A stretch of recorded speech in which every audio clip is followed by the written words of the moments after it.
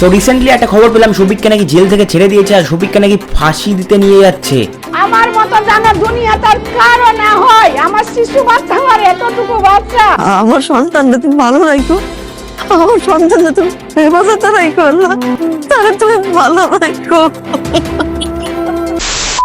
তো hey guys, আমি Soumya, welcome back to my channel Bengali রাউসাব। তো রিসেন্টলি শফিককে নিয়ে খুবই একটা কন্ট্রোভার্সিয়াল টপিক চলছে আর সবার মনে একটাই প্রশ্ন, ভাই শফিককে কি ফাঁসি দেওয়া হবে নাকি শফিককে ছেড়ে দেওয়া হবে?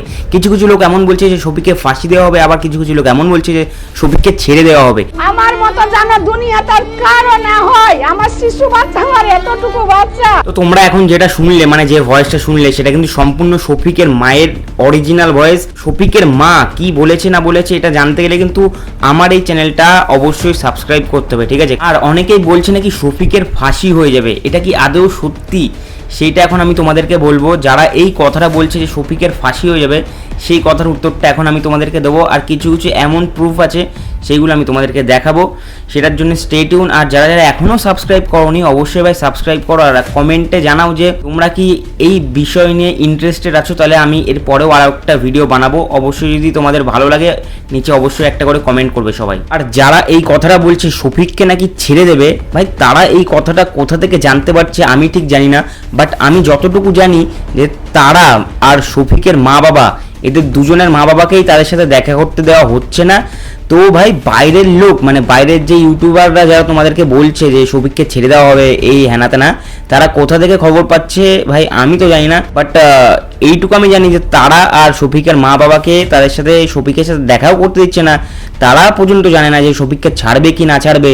ভাই এরা জেনে বসে রয়েছে, এদের কথা তোমরা বিশ্বাস করছো? আর ভাই পুলিশ কাস্টাডি থেকে ওদের বাপ মাদেরকেই জানাচ্ছে না যে ওদের ছেলে মেয়েদেরকে কবে ছাড়াবে, মানে শফিক আর তারাকে। তাহলে ভাই আমি কি করে জানবো যে কবে ছাড়া হবে? ঠিক আছে, এটা একটা বড় প্রশ্ন। আর এই প্রশ্নটার উত্তর হচ্ছে, ভাই তোমরা যদি এই প্রশ্নটার উত্তর জানতে চাও তাহলে আমার এই চ্যানেলটাকে সাবস্ক্রাইব করে রাখো। রিসেন্ট যত খবর আসবে ভাই আমি তোমাদেরকে অবশ্যই প্রোভাইড করব। আর আমি তোমাদেরকে একটা কথা বলছি, শফিকের ফাঁসি হবে না, এটা হচ্ছে আমার কনফিডেন্স, মানে আমার যা মনে হচ্ছে তোমাদেরকে সেটা বললাম। আর যদি শফিকের ফাঁসি না হয় সেই ভিডিওটা আমি তোমাদেরকে সবার আগে প্রোভাইড করবো যখন শফিককে জেল থেকে ছাড়বে তখন, ঠিক আছে? আর গাইস তোমরা এটা জানো না যারা, তাদেরকে একটু জানিয়ে রাখি যে শফিক কিন্তু একা জেলে যায়নি, শফিকের সাথে তার বন্ধু রাকেশ সেও জেলে গেছে। কী জন্য গেছে সেটা জানার জন্য যদি তোমাদের মনে হয় যে কেন গেছে ওর বন্ধু ওর সাথে জেলে, তাহলে অবশ্যই নিচে কমেন্ট করবে, আমি তোমাদেরকে নেক্সট ভিডিওতে পুরোটা ক্লিয়ার করব। ওই ব্যাপারটা একটু বড় আছে, সেই জন্য আমি নেক্সট ভিডিও বানিয়ে তোমাদের পুরোটা ক্লিয়ার করবো। যাদের জানার ইচ্ছা আছে তারা কমেন্ট করবে, ঠিক আছে? তো বলি শফিক আর রাকেশ এই দুজন জেলে আর তারা হচ্ছে হোমে। আরও একজন আছে যার নাম হচ্ছে রুবেল, ঠিক আছে? সে এখন পালিয়ে বেড়াচ্ছে, তাকে এখন খোঁজা হচ্ছে ভাই, ঠিক আছে? এই তিনজন শফিক, রাকেশ আর রুবেল, এই তিনজন হচ্ছে মেন দোষী। এদের মধ্যে থেকে রুবেল গায়েব হয়ে গেছে, রুবেল নাকি পালিয়ে বেড়াচ্ছে কোথায়, বাট ভাই বেশি দিন পালাতে পারবি না। পুলিশ যদি একবার খোঁজা শুরু করে ভাই ওই রুবেলকেও ধরে নিয়ে আসবে আর ওকেও জেলের মধ্যে ঢোকাবে, ঠিক আছে? আর আমার যতদূর মনে হয় শফিক আর রাকেশকে ততদিন ছাড়বে না যতদিন না রুবেলকে গ্রেফতার করা হচ্ছে, কারণ পুরো আসামিদেরকে একসাথে গ্রেফতার না করা অবধি কাউকে জামিন বা ছাড়া এটা আমার মনে হয় যে পুলিশ করবে না। কোনো রকমভাবে শফিক আর রাকেশকে আগে ছেড়ে দেবে না যতদিন না রুবেলকে ধরা হচ্ছে।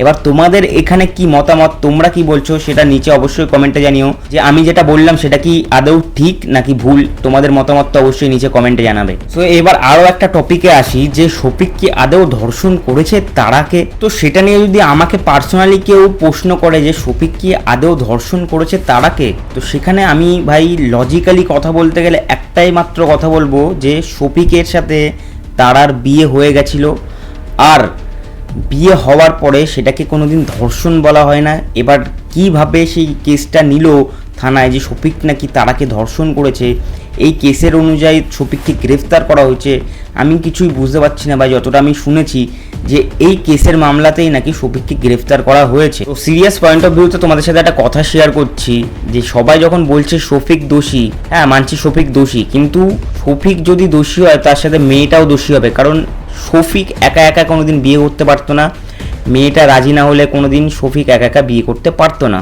তো শফিক যদি দোষী হয় তাহলে মেয়েটাও দোষী, সমান দোষী, ঠিক আছে?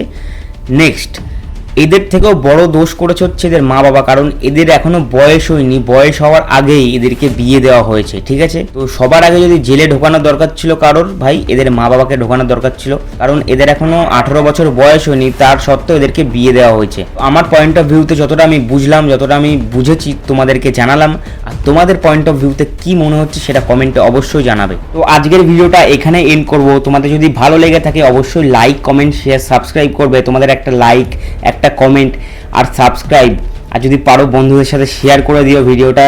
এই জিনিসগুলো যদি করতে পারো ভাই আমার খুবই ভালো লাগে, আর আমি নিজে থেকে মোটিভেট হই আরও ভিডিও বানানোর জন্য, ঠিক আছে? তো যারা যারা আমার চ্যানেলটিকে সাবস্ক্রাইব করেছো তাদেরকে জানাই অসংখ্য ভালোবাসা আমার তরফ থেকে, আর যারা এখনো করোনি তারাও করে নাও। এর পরের যে ভিডিওগুলো আসছে সেই ভিডিওগুলো আরও ইন্টারেস্টিং হবে, শুধু শফিকের না, আরও অনেক রকম রোস্টিং ভিডিও আসছে এরপরে। সেই ভিডিও দেখার জন্য কিন্তু অবশ্যই এই চ্যানেলটিকে সাবস্ক্রাইব করতে হবে। তো সাবস্ক্রাইব করো, দেখা হচ্ছে পরের দিন অন্য কোনো ইন্টারেস্টিং ভিডিওর সাথে।